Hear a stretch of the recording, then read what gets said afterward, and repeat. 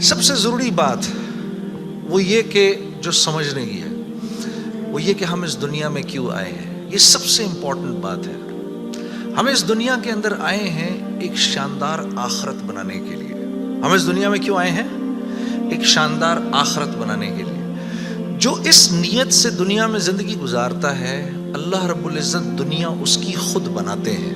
انسان اپنی محنت سے اپنی دنیا نہیں بنا سکتا. انسان اپنی محنت سے اپنی دنیا نہیں بنا سکتا. وہ اپنے آپ کو نہیں بنا سکتا تو باقی دنیا کیا بنائے گا؟ ٹھیک ہے، میں چاہوں کہ میری جوانی کبھی بڑھاپے کی طرف نہ جائے، یہ ہو نہیں سکتا. میرا اپنے اوپر تو زور چلتا نہیں ہے. نہ میں اپنی مرضی سے آیا، نہ اپنی مرضی سے رہ رہا ہوں، اور نہ اپنی مرضی سے دنیا سے جاؤں گا. یہ کیسی دنیا ہے کہ اس کی کوئی بھی چیز میرے قابو میں نہیں ہے.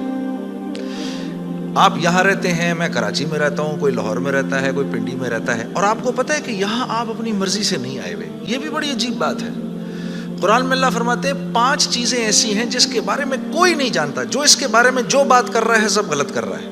5 چیزیں کون سی ہیں؟ سب سے پہلے ان اللہ عندہ علم الساعہ. اللہ کہتے ہیں سوائے اللہ کے کوئی نہیں جانتا قیامت کب آئے گی. وَيُنَزِّلُ الْغَيْثَ. بارش نے کب، کہاں اور کتنا برسنا ہے کوئی نہیں جانتا. رزق کس کے پاس کتنا پہنچے گا اللہ فرماتے ہیں کوئی نہیں جانتا، صرف میں جانتا ہوں. وَيَعْلَمُ مَا فِي الْأَرْحَامِ. ماں کے رحم میں یہ تو معلوم کر لیتے ہیں کہ بیٹا ہے یا بیٹی ہے، لیکن اللہ فرما رہے ہیں یہ نہیں معلوم کر سکتے کتنا جیے گا، کتنا کہاں رہے گا، کیا کھائے گا، کیا پیے گا، نیک ہوگا، بد ہوگا، فرما بردار ہوگا، نافرمان ہوگا. اللہ فرماتے کوئی نہیں جانتا. پھر اللہ فرما رہے وما تدری نفس ماذا تکسب غدا. کوئی نفس یہ نہیں جانتا، انسانوں کو چھوڑو، کیڑے مکوڑے بھی یہ نہیں جانتے کہ کل ان کو ان کا رزق کہاں سے ملے گا.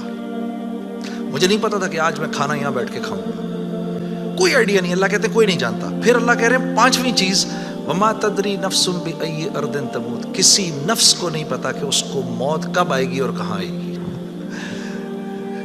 وما تدری نفس بأی ارض تموت. کسی نفس کو نہیں پتا اس کو اس کی موت کل کہاں آئے گی. یہ 5 چیزیں کوئی نہیں جانتا. اب ان 5 چیزوں کا براہ راست ہماری زندگی سے تعلق ہے. تو پھر یہ کیسی زندگی ہے، یہ کیسی دنیا ہے جس کے بارے میں کچھ بھی نہیں جانتا. تو اللہ رب العزت نے دنیا کا بننا بگڑنا یہ انسان کے ہاتھ میں نہیں رکھا. یہ انسان کے ہاتھ میں نہیں رکھا. اور اختیار کتنا دیا؟ ہم کہتے ہیں نا بھائی انسان کو اختیار ہے. بھائی اختیار کتنا دیا؟ اختیار اتنا دیا. کسی نے حضرت علی کرم اللہ وجہ سے پوچھا کہ حضرت یہ میرے پاس دنیا میں کتنا اختیار ہے؟ کہا ایک ٹانگ اٹھاؤ اپنی. تو اس نے اپنی ایک ٹانگ اٹھا لی. کہا جی دوسری اٹھاؤ. کہا جی وہ نہیں اٹھا سکتا. کہا بس اتنا اختیار ہے تیرے پاس. انسان کے پاس اتنا اختیار ہے. اور جو اختیار ہے وہ کیا ہے یہ جاننا بڑا ضروری ہے. انسان کے پاس کیا اختیار ہے؟ اللہ نے انسان وہ واحد مخلوق ہے پوری کائنات میں جو اپنی جان کے استعمال کو بھی جانتی ہے اور چیزوں کے استعمال کو بھی جانتی ہے. انسان کے علاوہ اور کسی مخلوق کو یہ نہیں پتا کہ میں نے اپنی جان کو کیسے استعمال کرنا ہے اور چیزوں کو کیسے استعمال کرنا ہے. گھوڑے کو نہیں پتا کہ میں نے اپنے آپ کو کس کام میں لگانا ہے اور میں نے بکری کا کیا استعمال کرنا ہے. بکری کو نہیں پتا کہ میں کس کام کے لیے دنیا میں آئی ہوں. اس کو کوئی آئیڈیا نہیں ہے کہ بلی کا میں نے کیا استعمال کرنا ہے. ٹھیک ہے. انسان وہ واحد مخلوق ہے جس کو اللہ نے یہ شعور دیا فَأَلْهَمَهَا فُجُورَهَا وَتَقْوَاهَا. اف میرے دوستو یہ وہ آیت ہے وَنَفْسٍ وَمَا سَوَّاهَا. اچھا چل کسی کی قسم نہیں مانتا تو میرے بندے مجھے تیری جان کی قسم. فَأَلْهَمَهَا فُجُورَهَا وَتَقْوَاهَا. کل قیامت کے دن آ کے مجھے نہیں کہنا یا اللہ مجھے نہیں پتا تھا سیاہ کیا ہے اور سفید کیا ہے. مجھے نہیں کہنا کل یہ قیامت کے دن، کیونکہ فَأَلْهَمَهَا الہام کیا ہے. میں نے تجھے الہام کیا ہے. اچھائی اور برائی کا فرق میں نے تیرے اندر ڈالا ہے اور یہ ڈال کے تجھے دنیا میں بھیج دیا ہے. جیسے کوئی بھی معاشرہ ہو اس میں سچ اچھا سمجھا جاتا ہے، جھوٹ برا سمجھا جاتا ہے، چاہے وہ مسلمانوں کا معاشرہ ہو چاہے غیر مسلموں کا ہو. بے ایمانی ہر معاشرے میں بری سمجھی جاتی ہے، ایمانداری ہر معاشرے میں پسند کی جاتی ہے.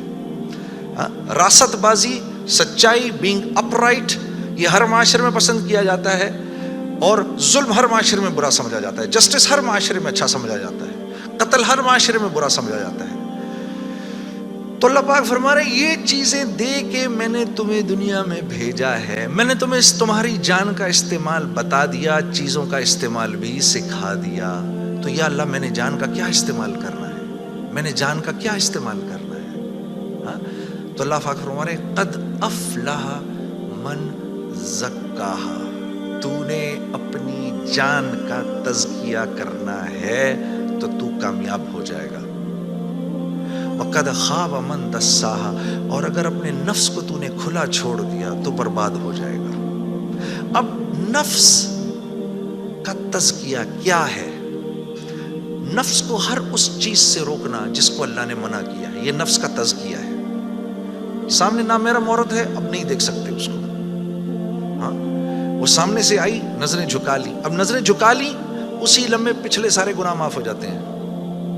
اور اللہ ایمان کی وہ حلاوت دیتے ہیں جو آپ نماز میں محسوس کریں گے. پھر آپ نہیں کہیں گے کہ جی میں نماز پڑھتا ہوں میرا تو دھیان ادھر نکل جاتا ہے. پھر آپ نہیں کہیں گے. کان کو ہر وہ چیز سننے سے روکنا جس کو اللہ نے منع کیا، ہر اس چیز کو سننا جس کا حکم دیا.